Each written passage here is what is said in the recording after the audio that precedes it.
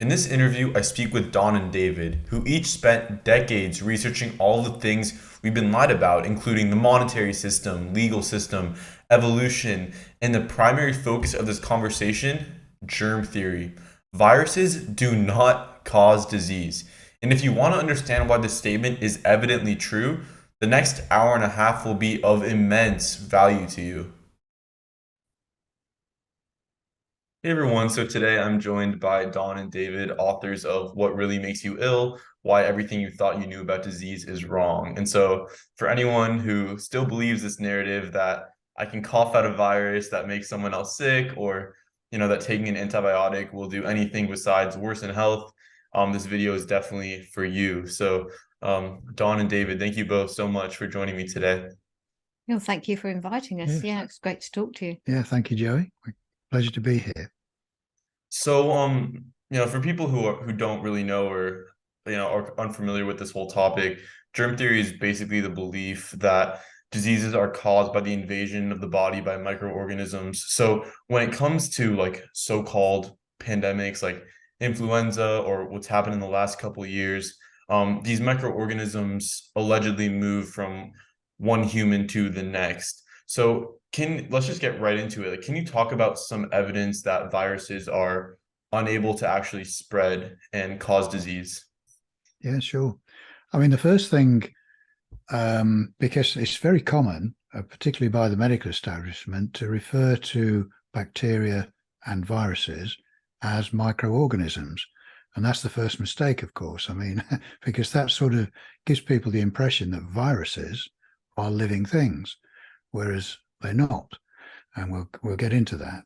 Bacteria are. Bacteria certainly Are are. alive, yes. They are Definitely. living things. But to mix the two together gives people a false impression right from the get-go, as it were. So what our research over 10 years was to start right back with the germ theory to find out just what these are, and if there's actually any scientific evidence to prove that they do cause diseases. And the short answer is no, they don't, which is obviously very surprising to people, and why the subtitle of our book is Why Everything You Thought You Knew About Disease Is Wrong. Because, going back 15 years, that's where we were. We thought germs made you ill, vaccinations were good, and all of that sort of thing. Mm-hmm. So we found out that none of those things were true. So what we found with these things called viruses, which are actually, as we discovered, are just cellular debris, so that when cells or tissue breaks down in the body, which it does every day,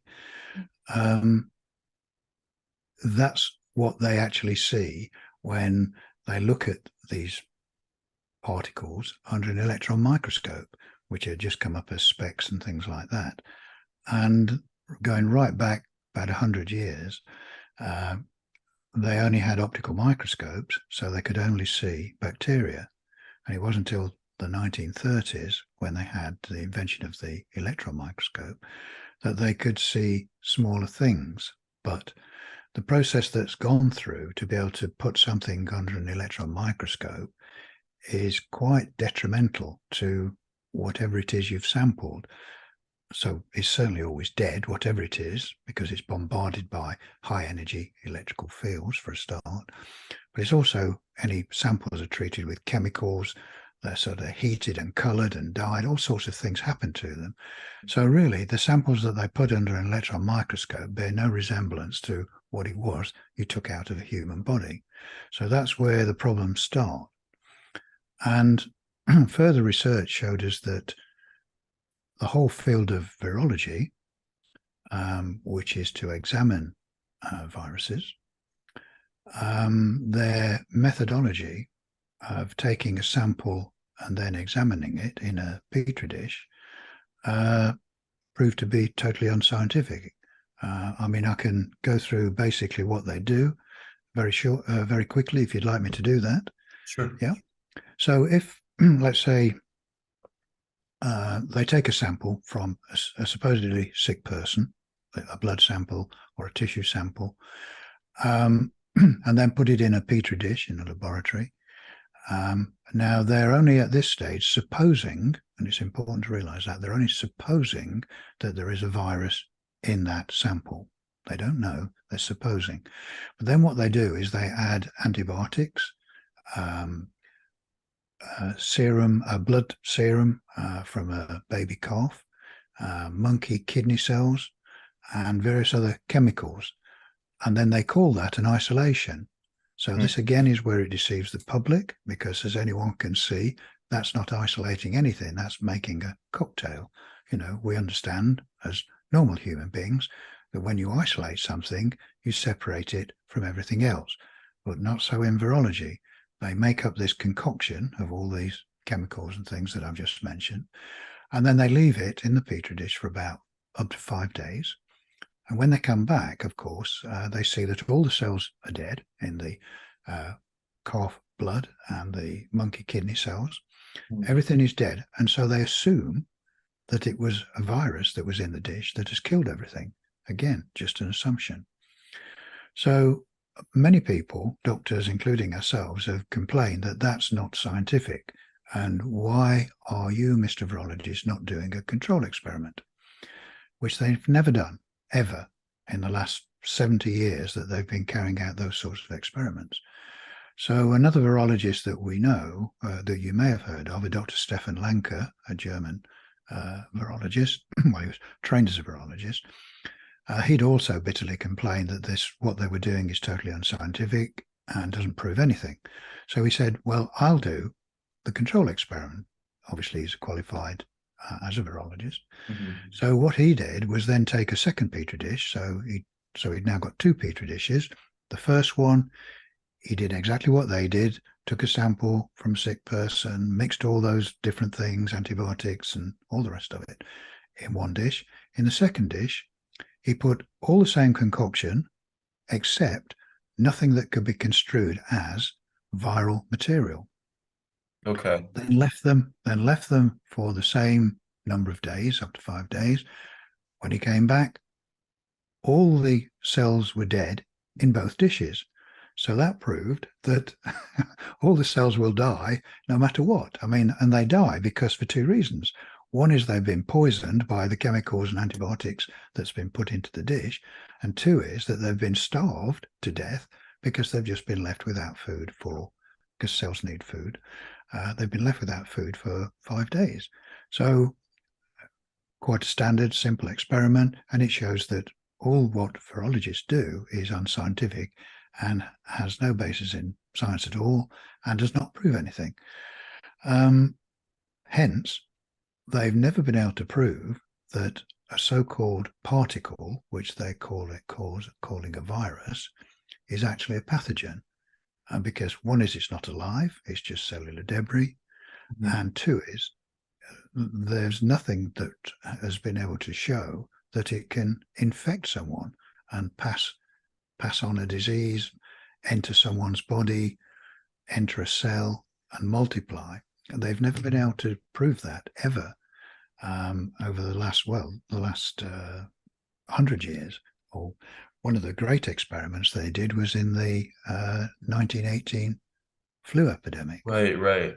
Where they tried desperately to infect healthy people by taking, it was quite disgusting really, taking nasal extracts from sick people, taking blood samples from sick people, having sick people cough directly into the faces of healthy people. And they did this dozens and dozens of times, and never once were they able to infect a healthy person. So, I mean, the medical establishment have disproved their idea of infection, stroke, contagion themselves. I mean, it's been done many times. So, I mean, I'm just giving you a short description, really, but you can see from the experiments they've done themselves, you can see from the unscientific nature of the virology experiments with their petri dishes that there's no science basis for this claim that these particles, cellular debris, are pathogens, i.e. that they cause harm. So that was the start of it, really. And we found the same for bacteria, of course, even though they are living things. But again, there is no scientific papers that prove that any bacteria causes any disease. So this set us on the path of trying to find out, well, what does make you ill? Hence the first part of the title of the book, what really makes you ill? And that's really a very straightforward and natural process where we found, cutting a long story short, we found that the majority of illnesses that befall mankind all boil down to 4 factors, which we call our 4 factors. And that is lack of proper nutrition. So the body's not getting the right food to keep it healthy. Overexposure to toxic materials, which can be A whole wide variety. a whole variety. We list quite a lot of them in the book. You know, it can be for anything from household products to processed food to contaminated water, you know, because even what comes out of our taps is not pure water. There's chlorine and fluoride in it and many other things.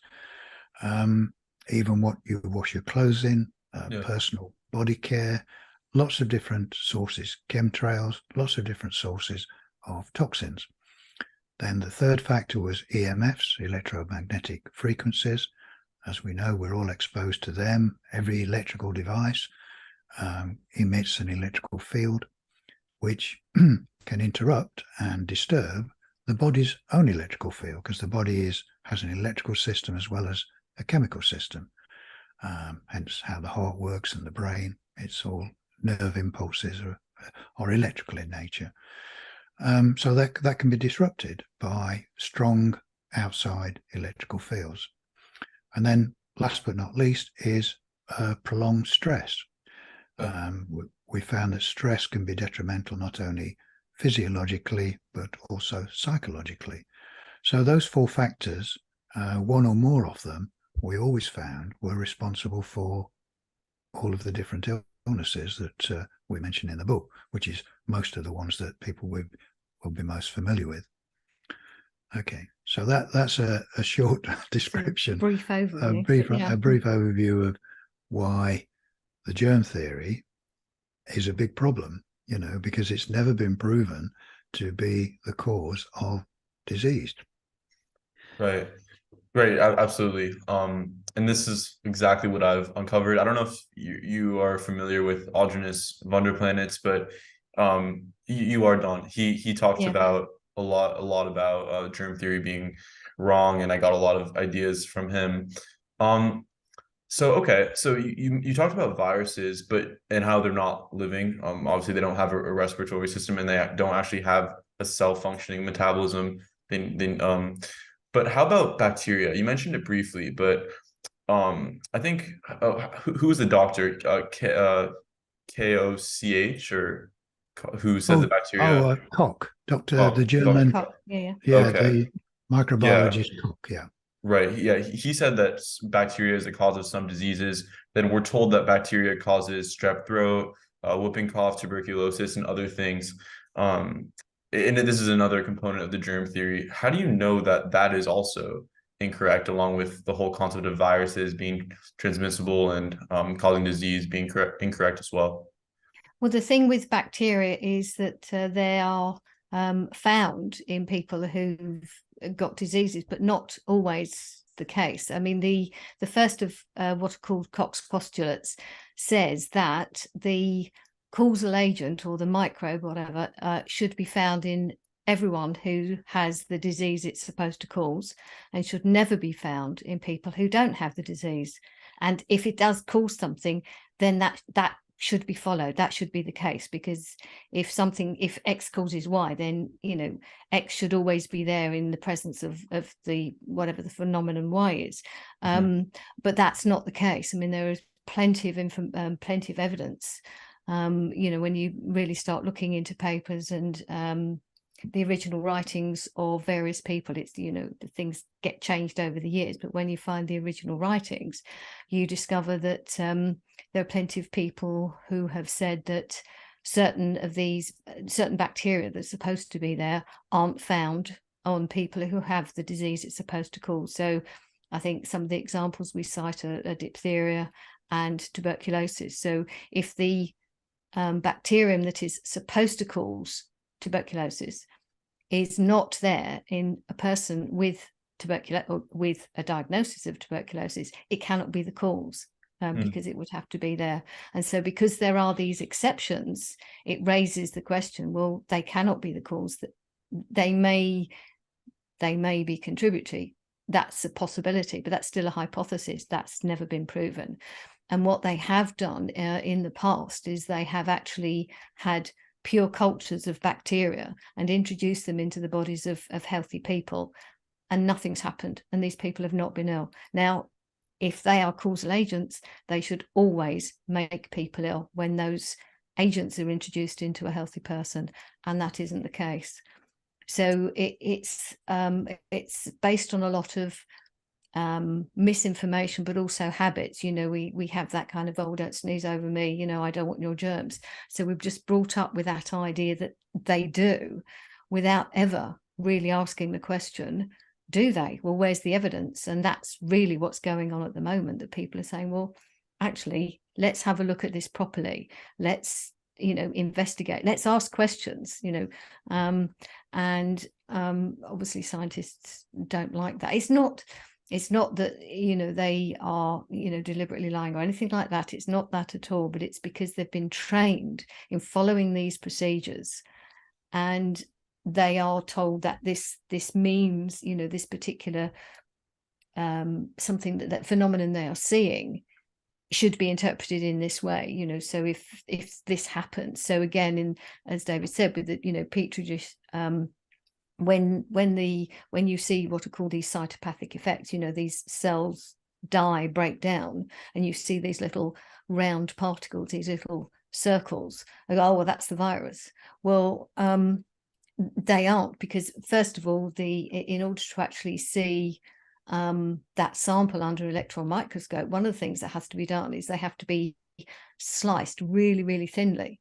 So that's not even a whole piece of tissue, it's just a thin slice, and so it's just a circle. I mean, there's just no proof that they're anything. So to say, they don't have any kind of features or any kind of attributes, whether they've got respiratory, that's never been seen, because these whole particles have never been sort of seen isolated completely, so they can be really analyzed and characterized.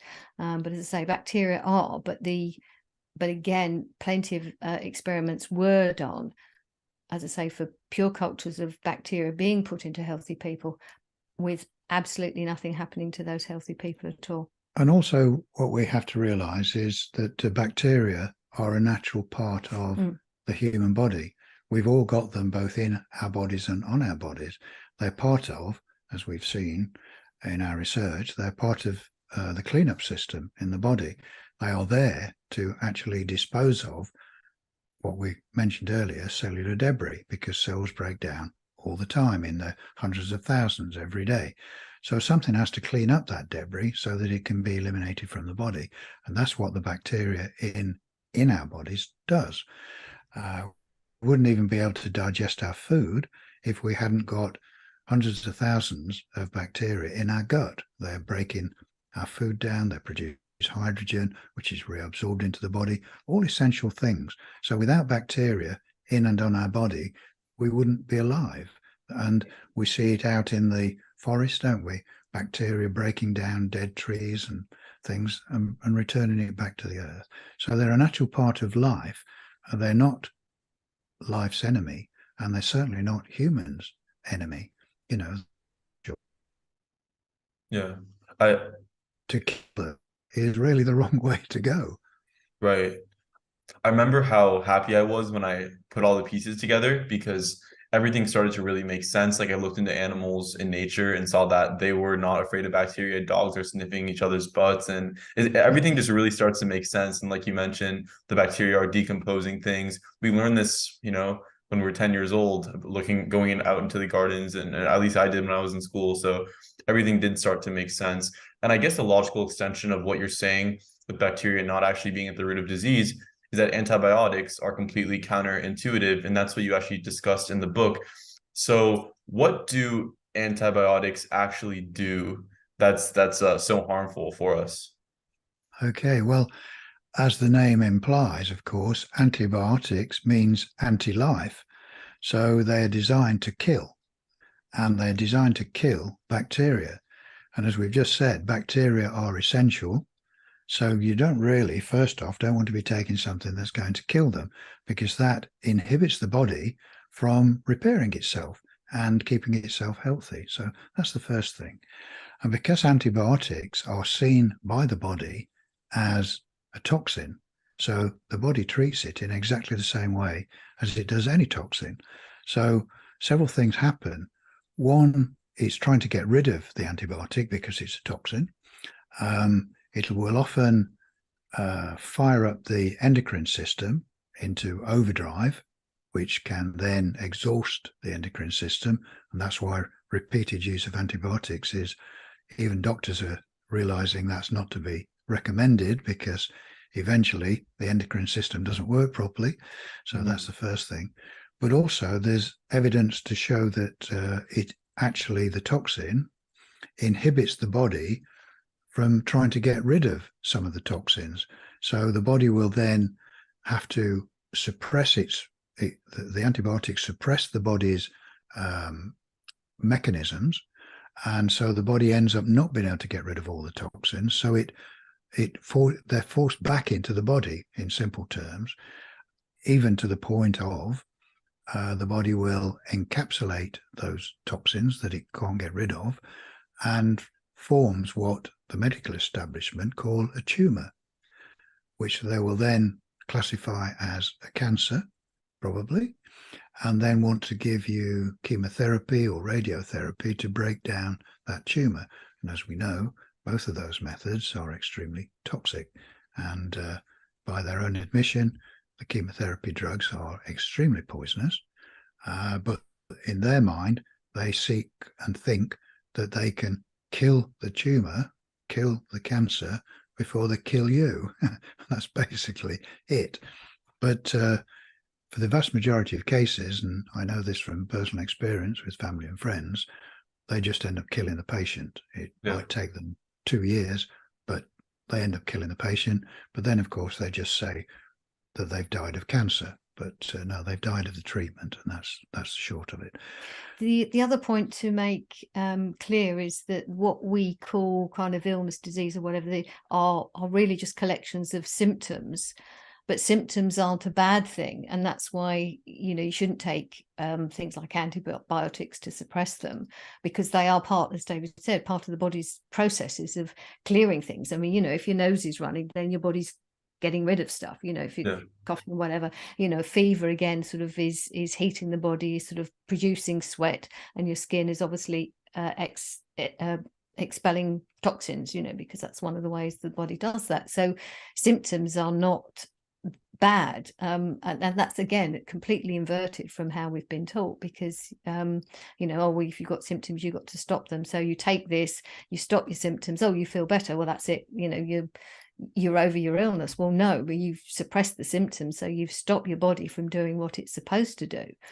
So that's why antibiotics are believed to work, because the symptoms stop. But that isn't a good thing, because all they're doing is suppressing the symptoms and increasing the body's toxic load. So again, it's really understanding that these symptoms are not things to be afraid of, and not things, it's not something bad. And it's really to learn how to look after yourself with these symptoms, is to recognize that what's going on in your body, to rest more than anything else, drink water probably, but to just give your body the time to do what it needs to do, which is to clear these symptoms. And so of course the medical establishment doesn't want to know that, because they like to keep promoting all their pharmaceuticals for us to keep taking and become perpetual customers. So but it's again, something else that's inverted, so that we still think that we need to go to somebody else for our health, when in truth we can actually take responsibility for our own health. So but it does require kind of understanding what the symptoms are, and realizing that, you know, none of these things that are called germs cause anything. Mhm. So I mean, it's a lot. It's a big thing. It's quite a lot to take in.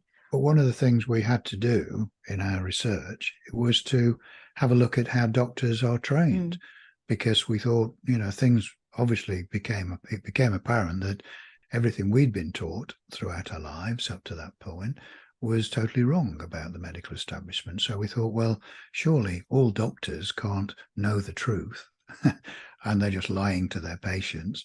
We thought, well, that can't be true. So we studied how doctors were trained, and we talked to doctors how they were trained, and it soon became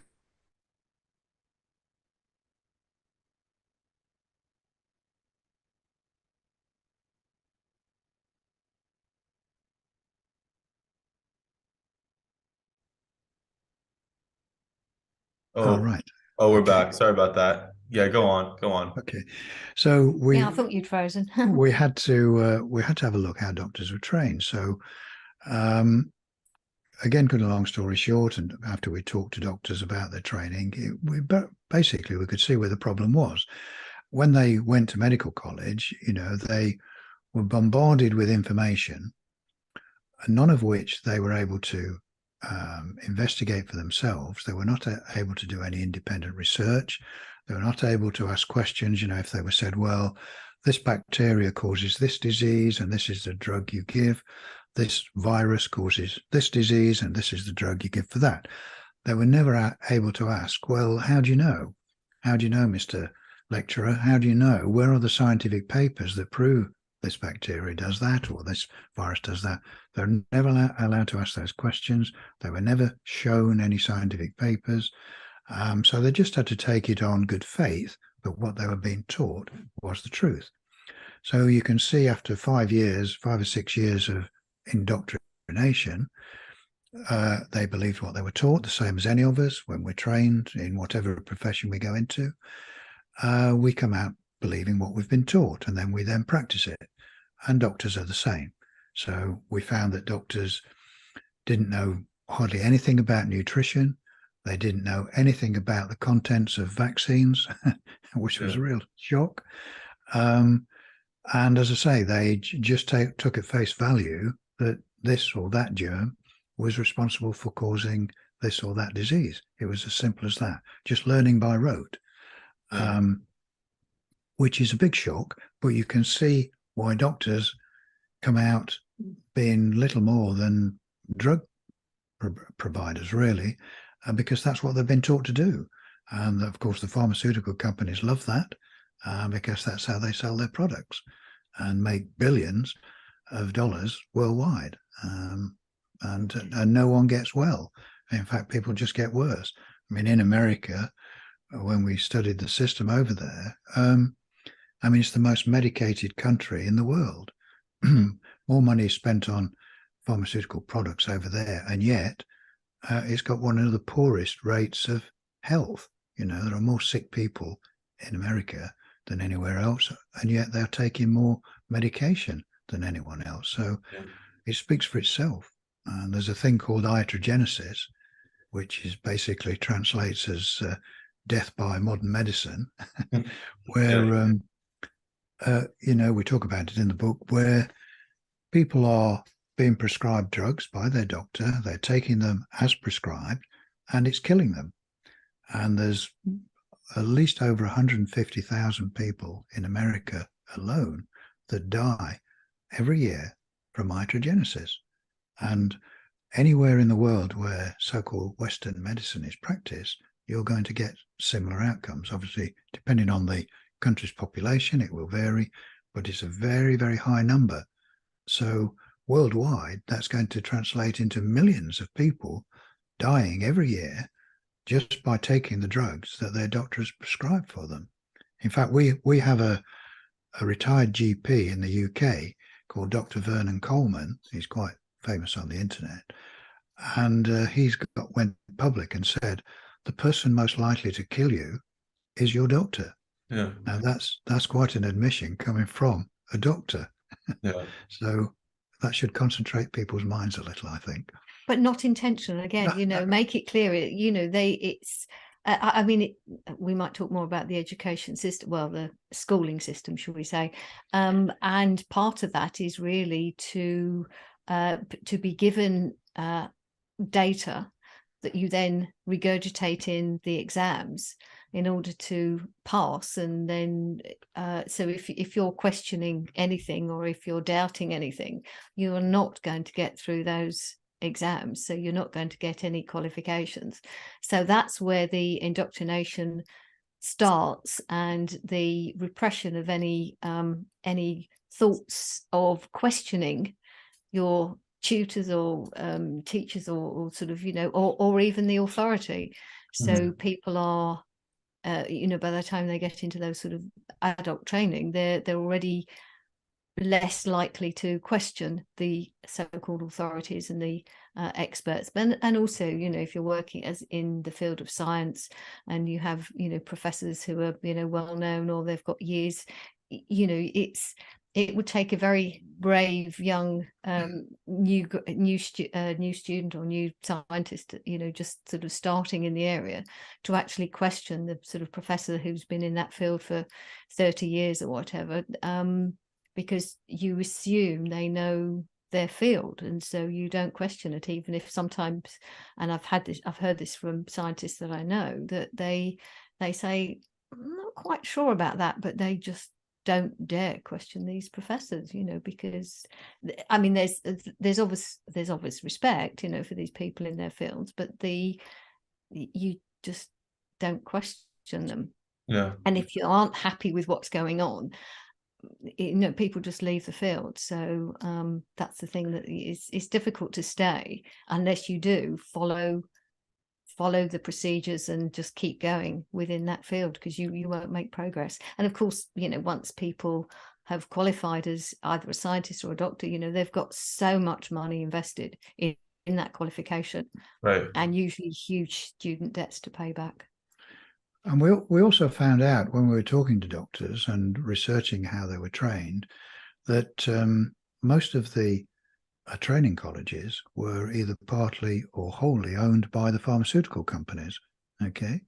And the curriculums that the doctors had to sit were set by the pharmaceutical companies.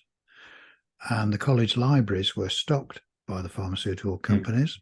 And many of the lecturers were employed by the pharmaceutical companies. So you can see what you're going to get. You're going to get doctors coming out who are, blinded to the truth, and everything they know is to do with biased. It's just so biased. Pharmacology. That's why I said it. Some people may think I'm being uncharitable when I say the doctors really just become professional drug pushers. And that's that's really what it is, because that's what they're taught to do. I was really going through this predicament that you're discussing right here, because I had an idea in my head that I could go ahead and change the system and be a pioneer, and then I realized pretty quickly that I would have to go through a lot of years of just sitting there quietly as I knew what I was being told was wrong. And I decided that, and ultimately I decided it probably wouldn't be worth my time to do that, but it was a tough choice. So, I want to really quickly ask another question about the bacteria thing. So from my understanding, what bacteria actually do is remove like the weakened and the dead cells. So it makes sense why the antibiotics are so harmful, because these bacteria are aiding in the detoxification process. Yeah. So when you take an antibiotic, you're going to kill those bacteria that are helping you get sick, but at the same time, that sickness is necessary to expel toxins. So I guess my question is it possible that antibiotics do yield some short-term benefits, potentially by making you so sick that you have to remove that antibiotic, which may be less stressful than removing the actual toxins that those bacteria are removing themselves? Because I do hear some examples, maybe it's just coincidence, but people take an antibiotic and they get better. So do you have any thoughts on that? Yeah, sure. I mean, I think Dawn touched on it a little earlier, because when you take many of these drugs, and antibiotics are one of them, they suppress symptoms. Okay. So people think, oh, I feel better. My headache's gone, my fever's gone, or whatever it is. But they've just suppressed the symptoms, and the body's then struggling to do what it. Let me put it this way: only the body can heal itself. Only the body can heal itself. There is no drug, and we've challenged doctors and pharmacologists to prove any drug that they produce actually cures anything, and that's quite a bold statement. There is no there's no pharmacy product that cures anything. They just suppress symptoms. Okay, they do some great painkillers, but again, it's just suppressing symptoms. You can take morphine, it'll, you can be seriously injured, take morphine, and yes, it will suppress the pain, but it doesn't cure anything. And all of pharmacological drugs are the same. They just suppress symptoms, basically, while the body struggles to heal itself. And if you're lucky, your body will heal itself, that it's not been poisoned too much, unlike when they give you chemotherapy drugs, because they keep giving you them basically till you die, and then tell you people you've died of cancer. But so no, there is no good reason. And again, the short answer is you can't poison the body back to health. So bearing in mind that antibiotics are a poison, they're a toxin, the body recognizes it as that, so it's not actually going to help the body. Only the body can heal itself. So it gives people the false impression that the antibiotics have actually made them better, but all it's done is suppress the symptoms while the body gets on and heals the problem.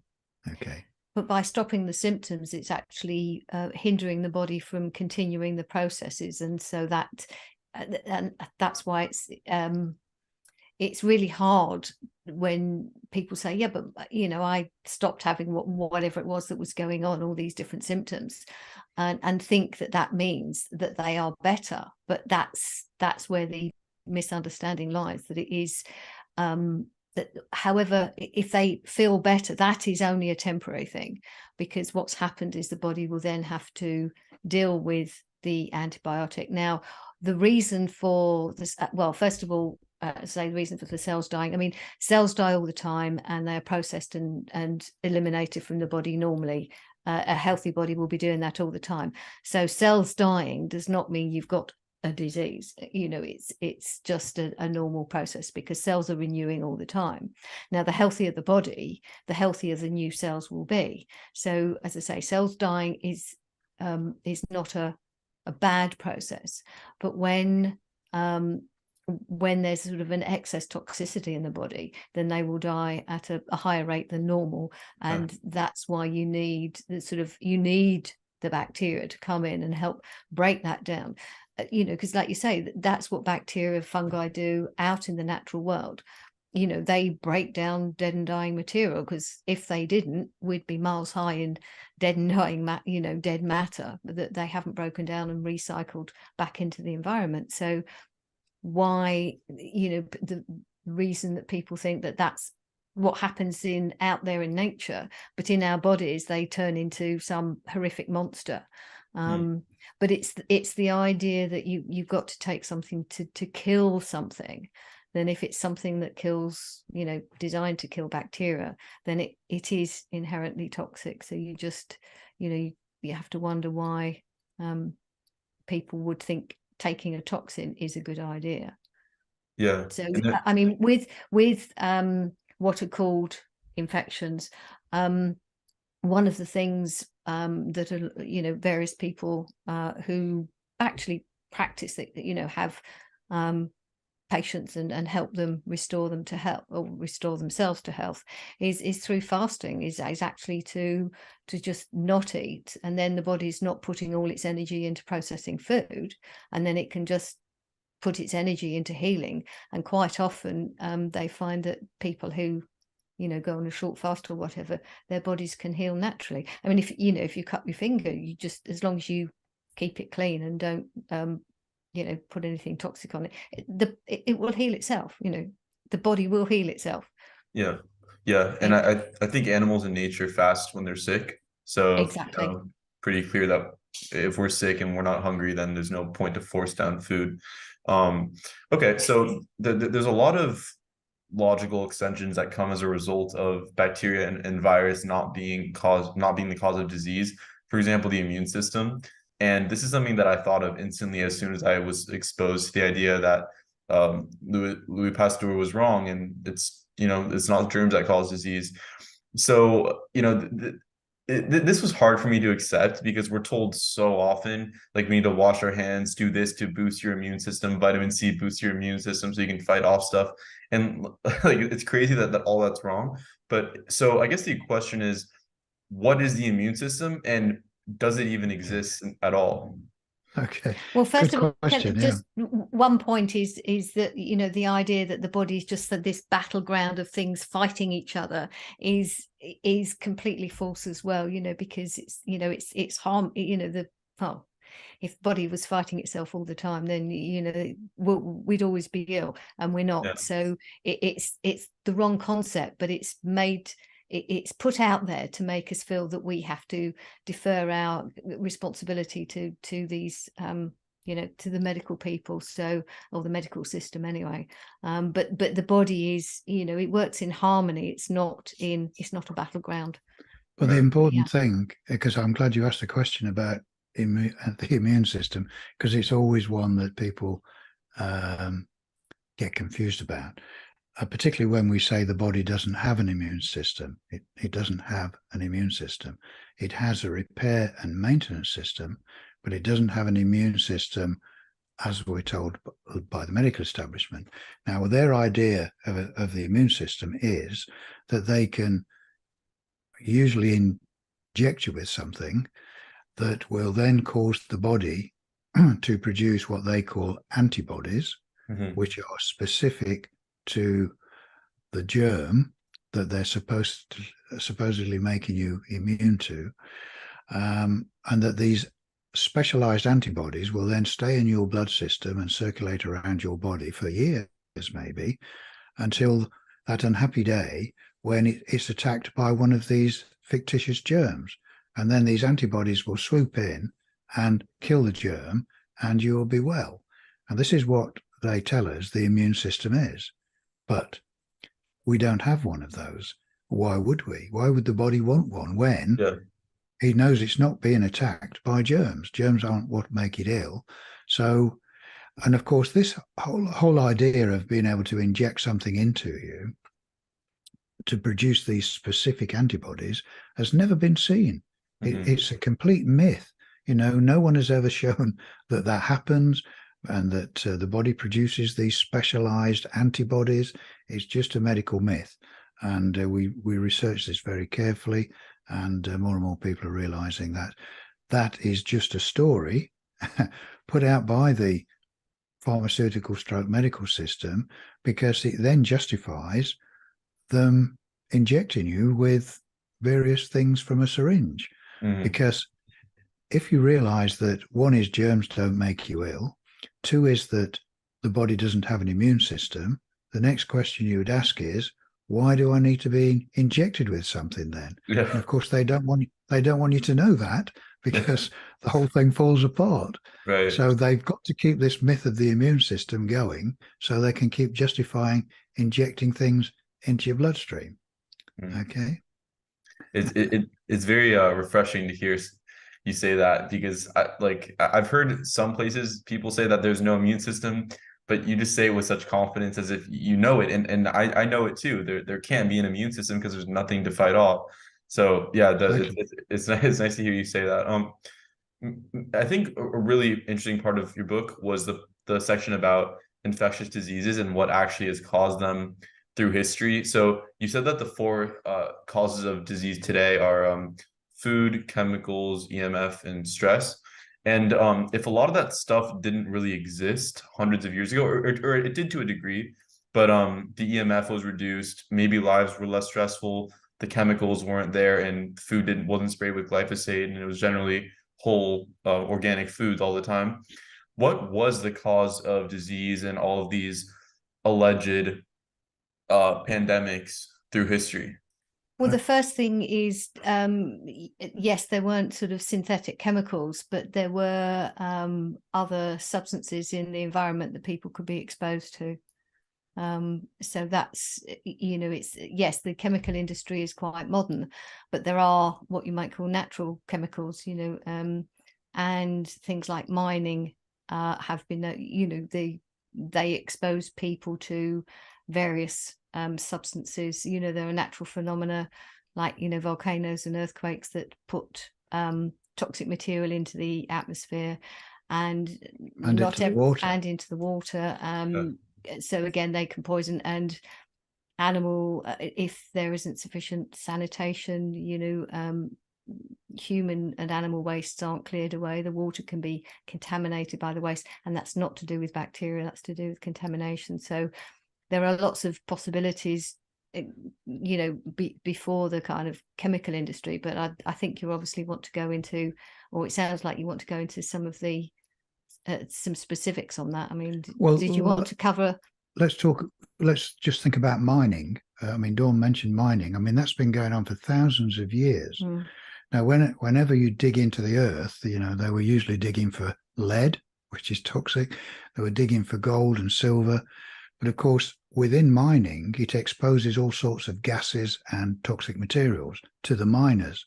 And so... And into the water, as you said. And into the water supplies. So that's one source. I mean, arsenic, of course, is a naturally occurring thing. Uranium is a natural occurring thing. All of these things are toxic, okay?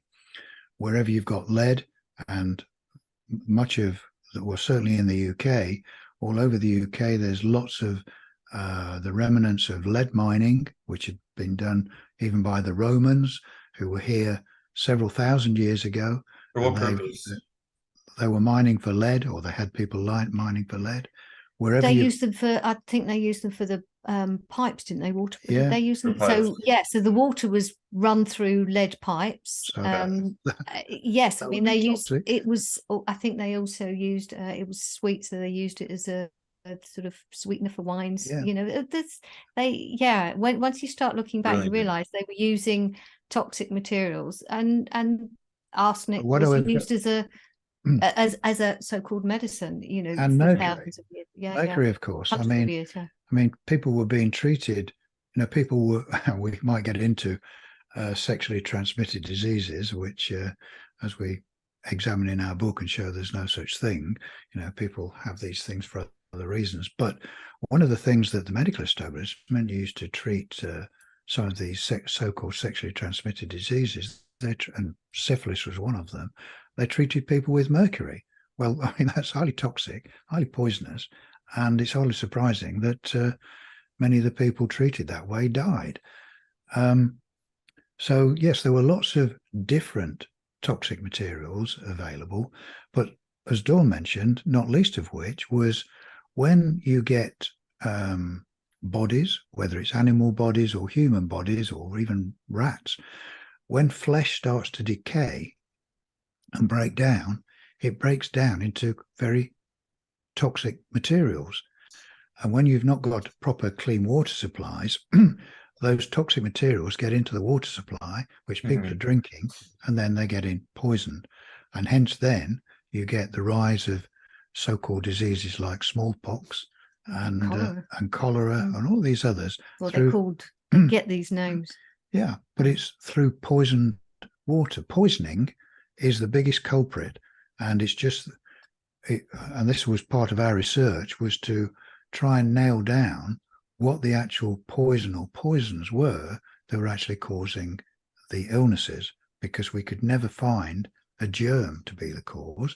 We knew that people got ill, we knew that people died, so we wanted to find out what really made people ill. And as I say, it always boiled down to the 4 factors that we mentioned.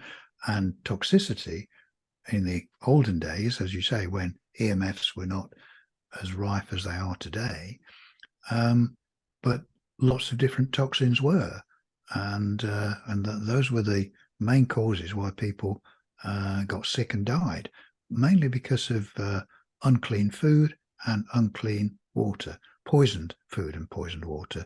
Not to mistake and think it's to do with bacteria, because it wasn't. It's to do with proper toxins, and that's what killed people. And of course, many people, going back far enough in time, they didn't have what we would think of as a nutritious diet.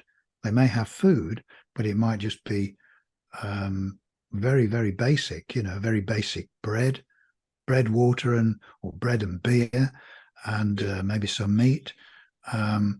They didn't have very good diets. Well, there's not enough nutrition in what they were eating, so their bodies were not able to maintain themselves properly, and so you'd get all sorts of skin type diseases like syphilis, like leprosy, all of these things, which the root cause is lack of proper nutrition, Yeah. and toxicity. And it seems like these really feed into each other. Like our environment today is so toxic, and if we're malnourished, we just don't have the proper detoxing mechanisms because it's pretty taxing on the minerals, on the mineral stores to get rid of stuff like mercury and aluminum in the brain. So if we're depleting those rapidly and we're not replenishing it with proper food, then it's just a recipe for disaster, and stress, throwing stress and EMF, like you mentioned Yes. in there, is just gonna make it pretty bad. So yeah, like I think it would be interesting to get into other examples of ways that we're told we contract diseases, like from animals and from other human beings and via sex. So can you talk a little bit about that, and why those narratives are wrong? Okay. Well, which to start with? I mean, quite a favorite one, because it normally comes up, and that's with STDs, sexually transmitted diseases, and the such as syphilis or even herpes. Now, I mentioned syphilis because, again, if people have been exposed to various toxic materials, the body, the skin, is the body's largest organ. So one of the main organs of elimination is the skin. The body will try and push toxins out through the skin. So then you will get rashes, blisters, boils, all of that sort of thing on the skin. But again, the medical establishment give it different names depending on what those spots and blisters and rashes are. Yeah, it makes no They sense. Where they appear. where they Where that appear. Yeah, So particularly if they're around the genital area, they'll say, well, it's obviously a sexually transmitted disease. But that's not the case. I mean, the body will push toxins out through any area. And if that area of the body happens to be, shall we say, warmer and more moist than other areas, that's an easy way through sweat or perspiration, shall we say, to push toxins out. So that might just be the genital area or around the buttocks or under the armpits because they're warm and moist, more moist than other parts of the body. But it's also the lymph. Anyway, yeah, the lymph glands. But it's just the body using the skin as its main organ to push toxins out. And again, with any of those so-called sexually transmitted diseases I've just mentioned, it's never been proven that they're caused by a germ, a virus or a bacteria. It's never been proven. It's just assumed. No one has ever been able to prove that. So that's quite interesting, and maybe a great relief to people to realize they've not caught some disease. The body is just expressing symptoms to get rid of some toxic material. Okay. There is one other point to be made on that, and that sort of alludes a little bit to the fourth factor that we call stress, but is quite a wide factor because it also includes our own beliefs and fears and ideas, which can come under either the placebo-nocebo effect, where I mean, the nocebo effect is where you can manifest symptoms simply by believing that you can do that. So, and I mean, like simply with what's called a cold, the symptoms of what we call a cold, people can say, oh, well, I stay away from me, I don't want your cold, and the next day, oh well, I caught your cold. It's a belief because nothing is transmitted, they think, and that can be so strong that it can actually manifest symptoms. So sometimes there is a fear, and that's why the last 3 years have been largely about pumping fear out into people, and there is quite a large association of fear.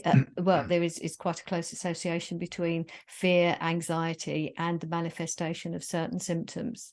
You know, there's quite a close correlation. Now, I know people say correlation doesn't prove causation, but there is plenty of evidence that shows that people can manifest symptoms simply from an inert sugar pill. So that this is a very real phenomenon. So I'm not saying it's in all cases, but there are some people who may fear that they can catch something, or they have caught something from somebody else, and that could be anywhere on their body. And if they've got, you know, various hang-ups or whatever, something to do with sex, then that, you know, it could end up manifesting in that part of the body.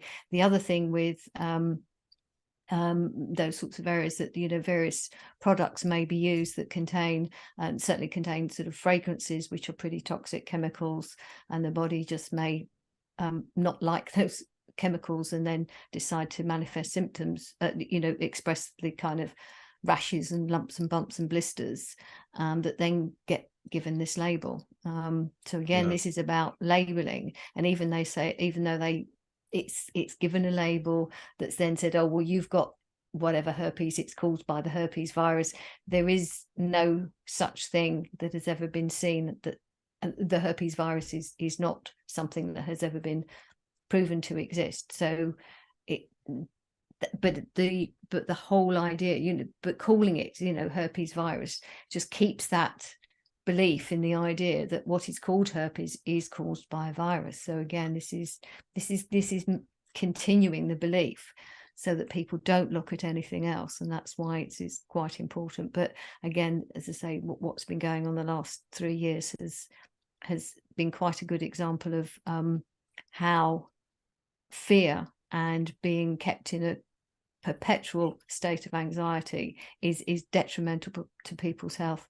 And that's, you know, been one of the problems as well. So again, it's all mixed in. I know I've kind of gone off slightly to tangent, but again, it's still one of the factors that some people might need to have a think about when it comes to all of these symptoms. Even the pharmaceutical companies, I mean, in their drug trials, they use the placebo effect. You know, they have, if they're bringing out a new drug, they have, let's say, 2 groups of people. One they're giving their new drug to, the other group they're giving the placebo pill to, which is, as Dawn has said, just a sugar pill, has no pharmacological properties at all.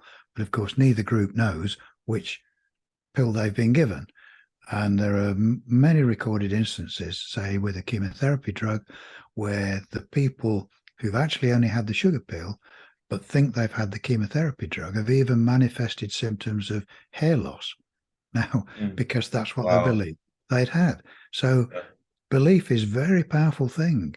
And, you know, you can look back into all sorts of different societies, whether it's witchcraft or shamans. In some instances, they know the power of thought, they know the power of belief, and it's a very powerful thing. And the modern pharmaceutical companies and doctors know this too. I mean, even within medical terms, they know the expression called dying of the diagnosis.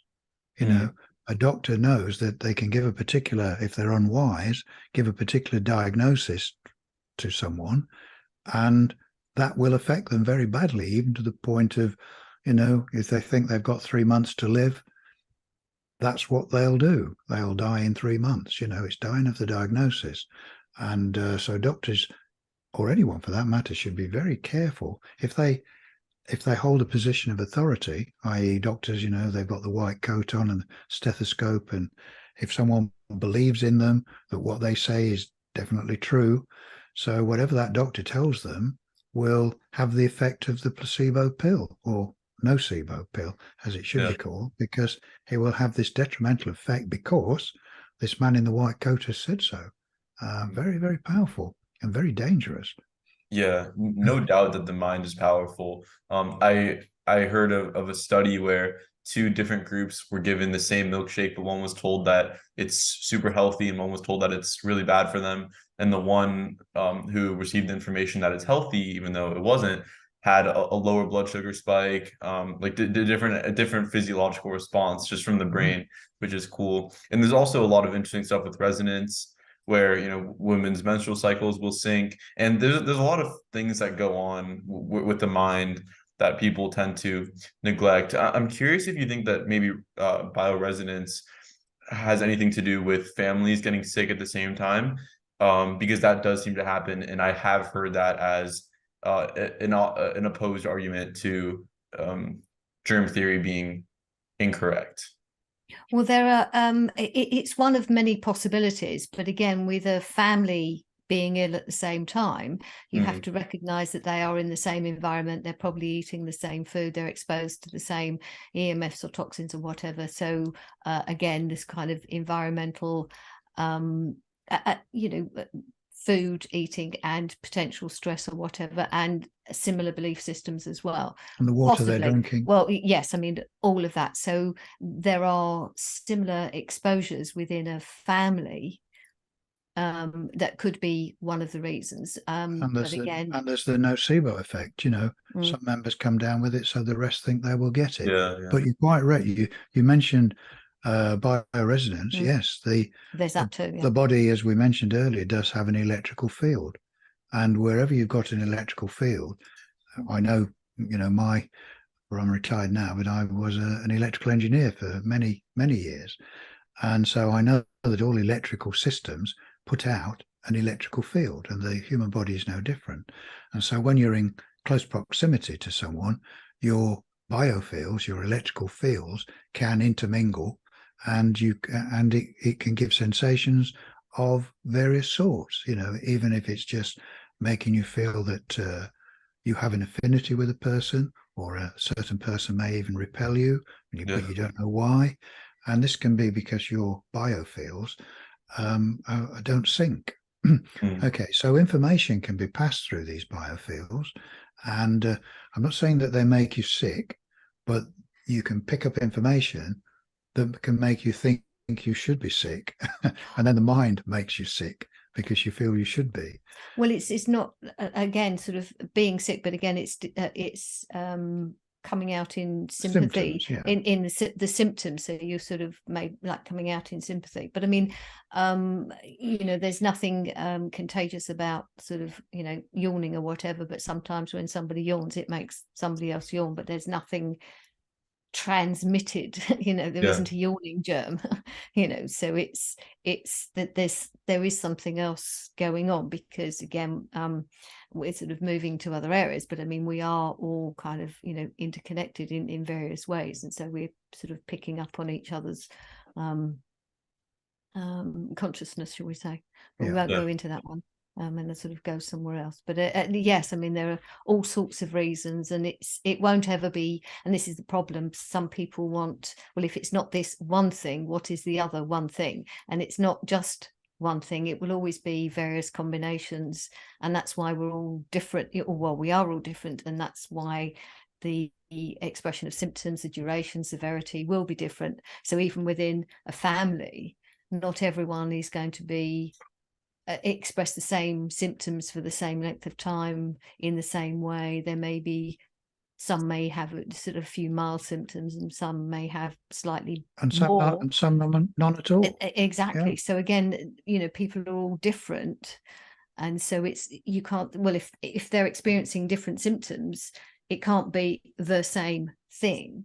But again, it just depends on their own bodies, what their bodies are needing to express in terms of symptoms. We often say to people, we may not be able to tell you exactly what it is that's made you feel ill, but we can tell you what it's not. And we can tell you quite definitely it's not a germ. But to tell you what it is in your particular circumstance, we'd have to know a lot more about your life, what you're eating, drinking, sleeping habits, work environment. We'd have to know all of those things to be able to give you some reasonable idea.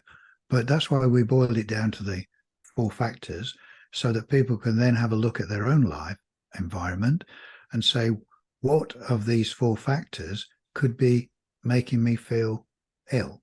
Yes. And and then they can sort that out for themselves, whether it's what they're eating, drinking, what they're exposed to, chemicals, EMFs, stress. They can look into their life and decide what of those symptoms could be affecting them. Yeah. The point of view that you've brought to the table is way more empowering than germ theory, which is just kind of uh promotes fear. And I mean, there's a clear monetary incentive for germ theory being right, because they can make their medicines and their antibiotics and stuff like that. But there's it's pretty clear to me that they also want to promote fear, fear of nature, fear of other human beings via STDs, fear of animals. You're gonna get anthrax or rabies. But I think the significant one is fear of other human beings. You know, wearing masks, being scared to associate with people, being scared. Yeah. So, what do you think is the motive with that fear agenda? The money one is clear, but why do these elites benefit from making us scared? Well, when people are afraid, it's well known, when people are afraid, they're much more easily manipulated. And we know that in the UK, that our government, when this whole, since 2020 and this whole last 3 years, they employed about half a dozen psychologists to help them produce statements to be released to the public that would induce fear. You know, they did this deliberately because Yeah. they knew that if they could make the public afraid enough, they would be much more likely to comply with all of these measures that they then wanted to bring in, of, locking people up in their homes and not visiting your loved ones, wearing masks and all of these other things. People were much more likely to comply if they were afraid. And so they ramped up the fear through the media daily. It was non-stop. I mean, it's subsided a lot now, but it was a very, very active plan to control people, basically. When people are afraid, they're much more easy to control. So again, as well as fear being detrimental physically to the body, it has this other side when the persons that are making you afraid can then control you better. So there is another agenda, as I'm sure we know, for controlling the world population, and using fear is one of them. Used to be fear of World War III, wasn't it? Back in the day, it'd be everyone's made afraid that there's going to be another nuclear war, or a nuclear war, should I say, another war, and it would be a nuclear war, and everyone was made to be afraid of that. They were afraid, or then they went through, everyone had to be afraid of terrorists blowing up their house or Right. blowing up their business or something. And then, of course, then it was disease. Everyone had got to be afraid of disease. So this is a constant thing that's put out by governments to keep people afraid of one thing or another so that they can control them better. It's a fear-based system. Okay. Yeah, definitely a fear-based system. And I think the whole germ theory is wrong idea corroborated what I previously learned from historical events. Like the US had tried to pretend Cuba had attacked us, more fear tactics. And I think 9/11, that was another, just instilling fear in us. So we're scared of, terrorists in Afghanistan and stuff like that, and then they can spy on us. So there seems to be the fear really allows them to do a lot of stuff. Certainly, um, maybe we can pivot a little bit and talk about the education system. We touched on it briefly, but and like I explained my situation a little bit, but you both have pretty in-depth academic backgrounds, but discovered these truths about disease and the world using your own investigation. So I'm curious to hear how you feel about formal education and I guess the pros and cons of getting one. Okay. Well, it's fair enough. I mean, yes, I mean, in short, I mean, we look on what we used to call education, and that's why we very carefully use the word indoctrination, because people are trained, to put it bluntly, we're trained to be slaves. We're trained to obey authority of one sort or another, whether it's the teachers when we start school or when we go on to college, and to or the police or the government, the army. We're trained to obey and believe in authority, and to believe that authority has a right to tell us what to do and to micromanage our lives. We're told we're taught that's what we're supposed to do. And people do it without even believing it, without even realizing it. They believe they're free, but they're not. We're also taught at school, right from an early age, we're taught things like Darwinism. I know when I grew up, that all sounded a very logical thing. Darwin's theory of evolution, that, we all originated back in the dim and distant past from pond scum, and slowly something came out of the seas, and and then we have the whole variety of animals that we've got today.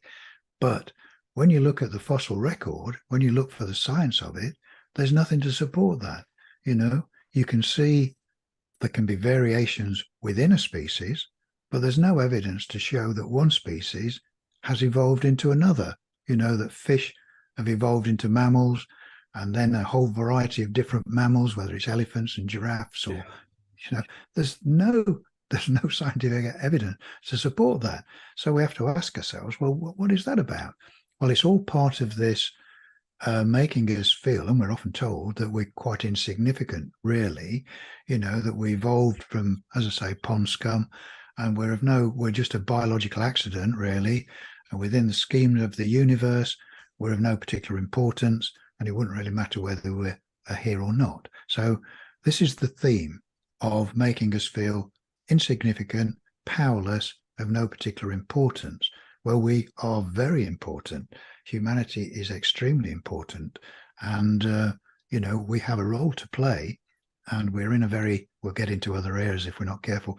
We're in a very special time at the moment, where there is an evolution, but it's an evolution in consciousness. It's an evolution in awakening, and where humanity will take a different step forward.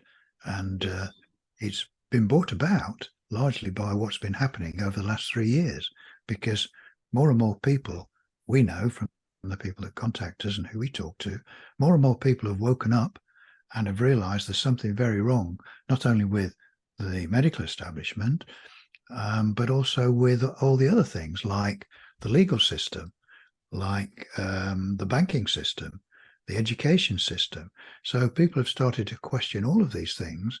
All of the things that they took for granted were right and proper, and now they're saying and realizing that that's just not so, that they've been lied to about just about everything of any importance. And that's a good thing. So that people, and we're not talking about violent opposition, we're just talking about people waking up and being educated so that they can make informed decisions about all of these things, so that they do not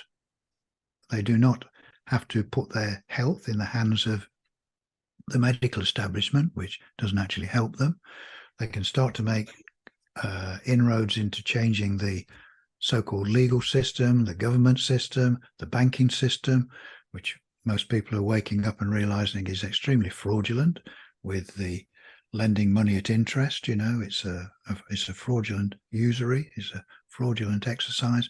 So all of these things people are now starting to question. So this is a good thing, and this is the evolution in consciousness which is happening all around us at the moment, and this is really good. It's an exciting time to be alive, in actual fact. It is. And so people should seize it with both hands and start to question. They must question everything, particularly the so-called authorities. They must question the authorities, everything they do. So in terms of sort of education, I mean, there is such a thing as education, and it's about learning. It's developing our own abilities, capabilities, creativity, and really allowing us to learn to find out where our strengths are and to play to our strengths. Because obviously the school system gets everyone to kind of cover a broad curriculum, and everyone has to do the same thing, and it's only with people children of the same age. So there's lots of ways of suppressing and repressing, and again making children learn certain things at certain ages, whereas it may not be for the child themselves kind of the right time for them to learn, but it's also to allow them to learn for themselves when they're ready. So you were saying sort of educating yourself. I mean, that's really what true education is children to allow children to learn for themselves when they're ready to find out what they want. I mean, I know of examples of somebody had said their sort of child was very creative in certain areas but didn't want to read. Now in within the school system, that child would have been made to read by whatever the age was, I can't remember. But suddenly at some point that child decided they wanted to read. And of course, it's so much, I mean, I'm sure most people can sort of relate to this, but when you find something you're interested in, you really, really go into it in depth, and you want to learn. So there's the enthusiasm and the excitement, and therefore you're going to put the energy into learning. So you really are going to learn that topic. So when you're ready for it, and when it's something you're interested in, is to really, to allow that to be. But we're not allowed to sort of pursue certain topics, certainly not on our own, and they're always gauged within these very narrow confines of whatever the system is, to make sure that they carry on following the system. And of course, once you're invested in the system, it's very difficult to sort of see outside of it. But that's happening as well, even within science and the legal system. People are seeing outside of it. So it's very hard to know that practically everything you thought you knew about almost everything is actually not true. You've almost got to start learning again. It can be tough, but it's still exciting because you go, wow, I've got loads more to learn. So it's I mean, although both Dawn and I had formal educations, both at school and college, of course, later on, to learn our professions, but I can honestly say, well, I'm sure Dawn would agree, we've learned more about the world, how it truly works, and all of these other things since we left formal education. Because we carried on studying. You can see some of the books in our library behind us. We have many hundreds and hundreds, because that's where we've studied to educate ourselves about all of these different things. And so health was just one of them, but of course history is another. We're not told the truth about our history, and civilization, as we mentioned, evolution. We're not told the truth about anything of any importance, and for very good reason. It's to keep us confined and under control, because once we know who we truly are, and I'm thinking not only physically but also spiritually as well, once we know what we truly are and just how powerful we are, then it's a very different world indeed, and our lives take on a very different form. So that's the sort of education we should get, but don't when we're in formal education. Okay. Yeah. I recall when I was learning about the evolution being wrong stuff, and I was really hoping, I was like, oh, I don't want to believe that this is not true, because it was a backbone of like my whole biology education. And I mean, when I was learning all this stuff, a part of me was really dying for it to all the conspiracies to just not be true. And then one by one, they each start to make more and more sense, and everything gets put together. And every time I unlock something, whether it's a war that was like conspired by the Rothschilds, or it was, buildings blown up by the government, it's like it just unlocks more and more things. So there have definitely been hard times in my journey to understand truths, but it's definitely rewarding. And like you said, with the legal system and the monetary system, definitely allows you to make informed decisions about how to secure a safe life for yourself and a happy one. So maybe touching on the monetary system, what do you think is the solution? Well, On a personal level? Yeah, the basic thing we really need is to for the people of the country, of each country, to have control of the banking system. Okay, because all the banks are owned by private individuals, and that's the whole banking system throughout the world.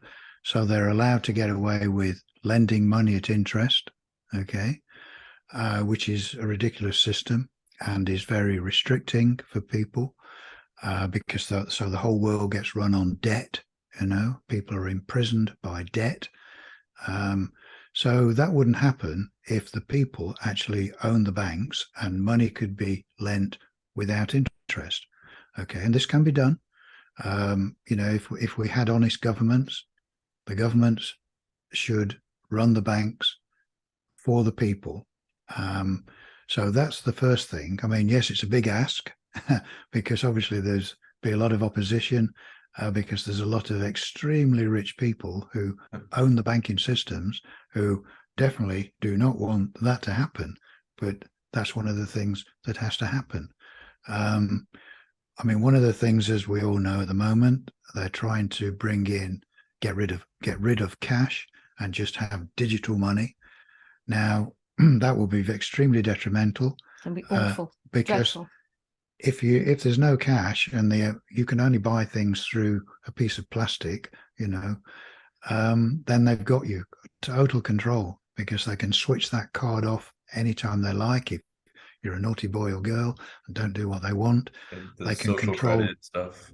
Yes. They can control where you spend your money, What you spend it what on. you spend it on. They've got complete control just through that little bit of plastic, if we allow them to get away with getting rid of cash. And that's why they want to do it. They try to tell us it's all going to be so much more convenient. Well, of course it is, isn't it? When you go down the supermarket and use your bit of plastic to buy your groceries, but that's the thin end of the wedge. When people get complacent and think, oh, it's so convenient, I don't have to carry a load of cash around with me. Well, yes, but rue the day when cash disappears completely and your only way of getting something is with your bit of plastic, because that's when they've got us. So we mustn't let that happen. I mean, a lot of people say, oh, sort of money's, like money's evil. It's that sort of misunderstanding. It's just a tool in the same way as, we're using all of this system. These are tools, and it's how we choose to use it. But it's also what we choose to call money. So it's a question of having ways of exchanging goods and services and things that we do with each other in a way that doesn't involve other organizations, especially corporate organizations or whatever. So it's really finding ways to interact, to do it sort of privately, to do it within freedom. I mean, but that is, further down the line. What you can do locally possibly may be more possible, but again, it's for people to take back control of, the money creation system, whatever that looks like, and to have many different ways, and for it to be as decentralized as possible, just to keep it away from something that can then be, some sort of central organization that can be then infiltrated, taken over, and controlled and taken away. And that's what's going on, this sort of more and more centralized control happening, which is why we should be doing the complete opposite and moving away from these things, centralized systems. And there are plenty of creative people that are developing all kinds of different ways of doing these different things. So which is good, as I say, plenty of creative people. I mean, again, like people say, oh, technology, it has its uses, let's use it for our benefit, but it's not to let it take over our lives. And it's got to be taken, all of these things, whether it's the legal system, the banking system, the health system, have got to be taken out of the hands of the people that are just using it to exploit humanity. Yeah. And then they can be good things, and I've just said we know what to do about the medical system. People can take back control into their own lives. Health is very simple. Take care of those 4 factors that we talked about and we explain fully in our book, and you can take control of your health.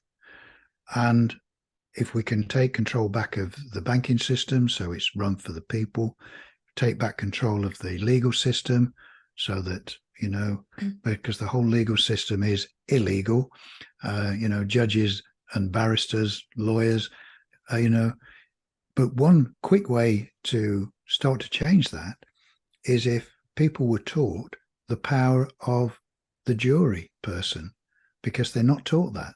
They should be taught it at school.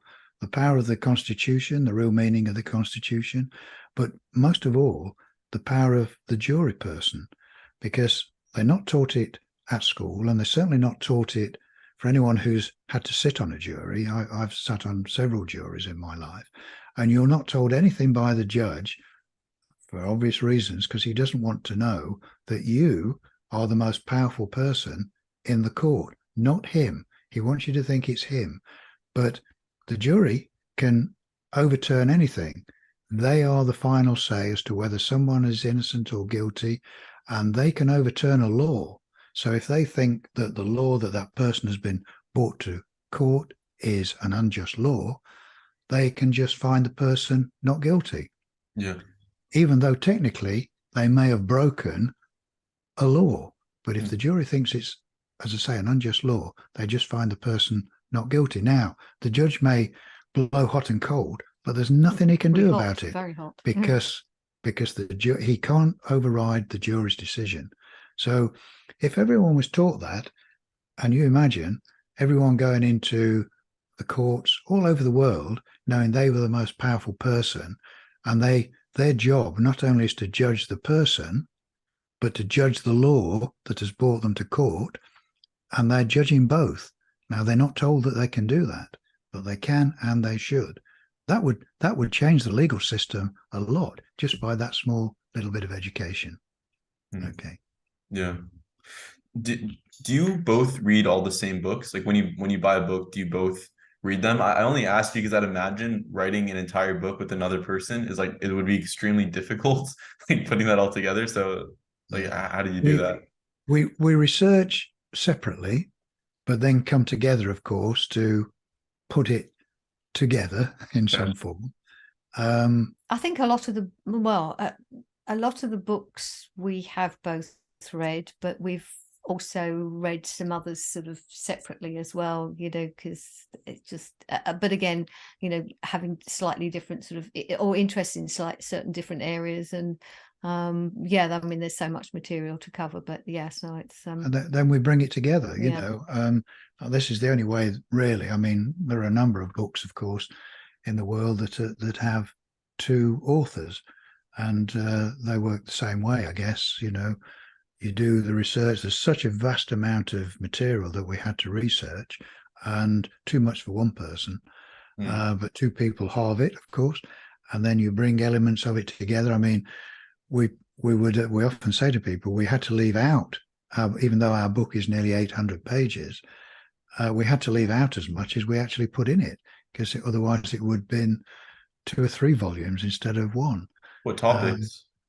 Sorry? Oh, well, probably more detail on a number of the topics that are in there. So we had to be more concise on, as I say, just in certain topics. Well, if we'd have gone more into the section on vested interests, for instance, I mean, that would have, you could write a book on that, just on that one topic. Yeah, and also you're saying about infectious diseases. I mean, we have been asked, do you cover this? Do you cover that? I mean, there were a lot of other so-called infectious diseases that we didn't discuss, but I mean, there are hundreds, if not thousands of them. So it was impossible to cover all of them. We just tried to cover a selection, but I mean, we looked into more than we wrote about. We just made a selection that we thought would cover enough of the ground for people to get a good idea of how to look at the other diseases for themselves, and to sort of look for themselves to see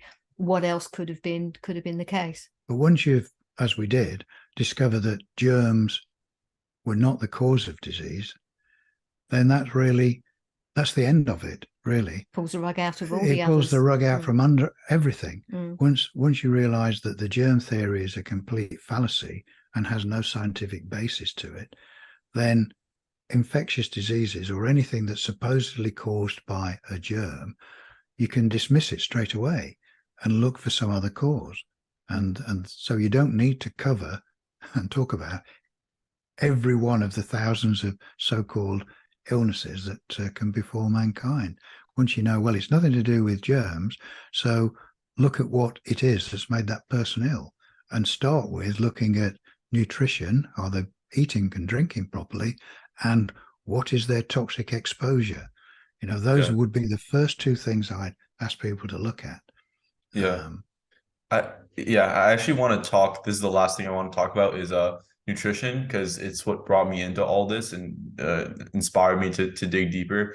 Everyone seems to have different philosophies about nutrition. I mean, you know, there's the vegans, and then on the complete other side of the spectrum, there's carnivores. And to me, eating local and organic, that's the number one thing, and that's what I've discovered to be most important, regardless of what diet you choose. Um, Exactly.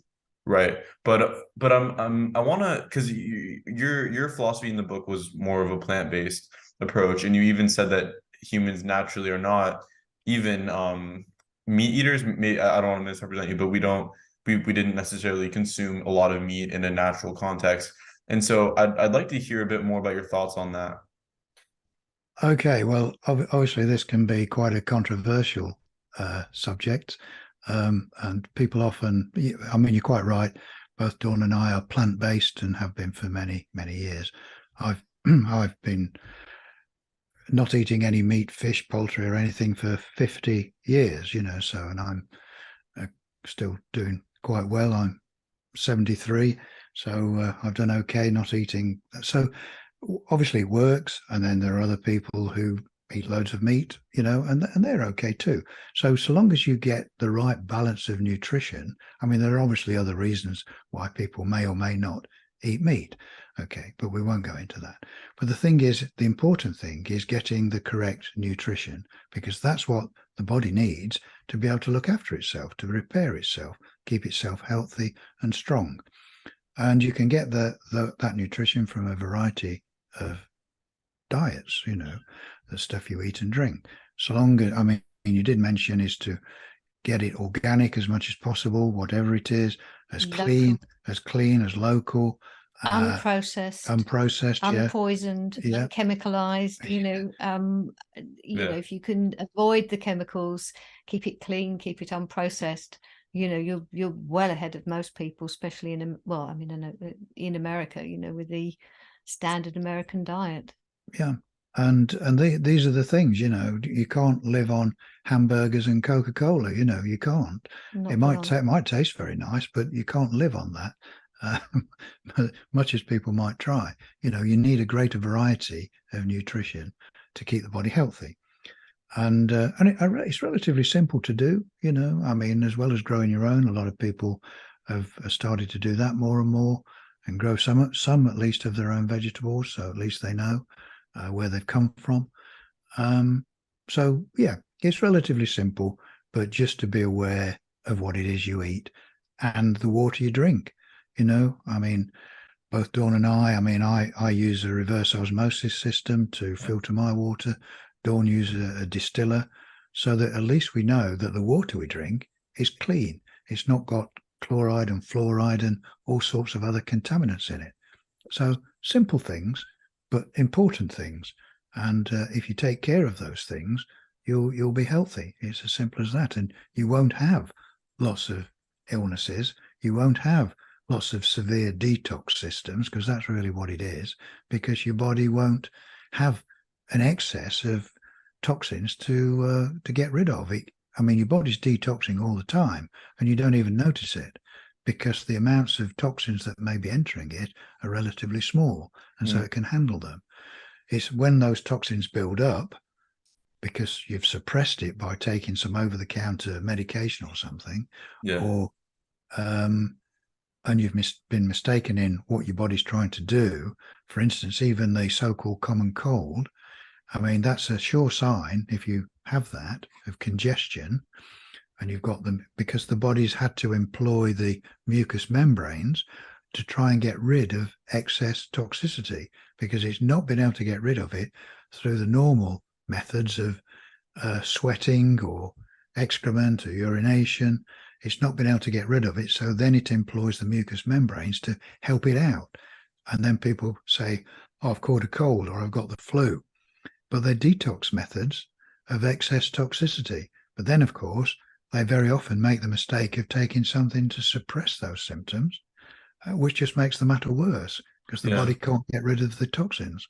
But going back to eating as well, there is also sort of increased the sort of pace of life, if you like. People just grab something, eat on the go, whatever, instead of sitting down and enjoying their food. And there's a different approach to food, and it's regarded as, just something you need. You just have to kind of, have something just for the energy. So it doesn't matter what it is. Well, it does matter what it is, because your body responds better to fresh, clean organic food. But at the same time, there is still the actual enjoyment of sitting with your food, rather than always having something else going on.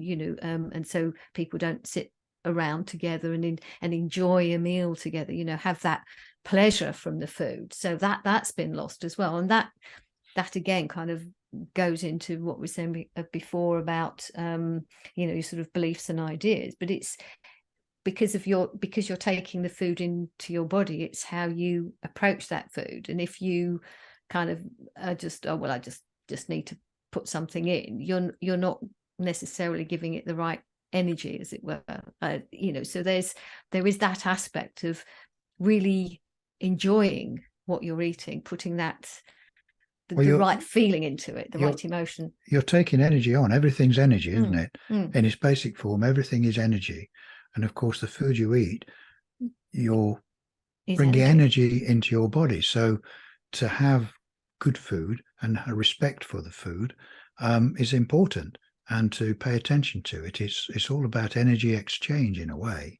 So that's all part of the process of eating. It's all part of the process of nutrition, to give your body the right ingredients so it runs properly. We often joke about, if you bought a really good car, something like a Ferrari, and then put really crap petrol and oil in it, and then wonder why it didn't run very well. Well, well, the body's the same. It's a finely tuned. Oh, it's much better than a Ferrari. It's not a machine, No, it's not but it's a finely tuned. It's a fantastic thing. But if you don't treat it right and you load it up with rubbish, eventually it's not going to work properly. I mean, it's very simple, really, when you think about it. Yeah, it is simple. When I started getting into nutrition, I kind of fell into the diet wars thing, where they're basically fighting over macronutrient ratios instead of the actual quality of the food. And then I think I pretty much transcended that and got into way more important stuff. Like I made the choice to eat my food without the presence of any technology around, or with another person, and I would eat outside ideally, or eat while grounded to the earth.